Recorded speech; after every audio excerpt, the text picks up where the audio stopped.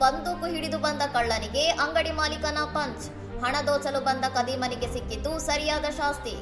ಬಂದೂಕು ಹಿಡಿದುಕೊಂಡು ಹಾಡಹಗಲೇ ಅಂಗಡಿಯೊಂದಕ್ಕೆ ನುಗ್ಗಿದ ಕಳ್ಳ ಮಾಲೀಕನನ್ನು ಬೆದರಿಸಿ ಹಣವನ್ನೆಲ್ಲ ನೀಡುವಂತೆ ಅಟ್ಟಹಾಸ ಮೆರೆದಿದ್ದಾನೆ.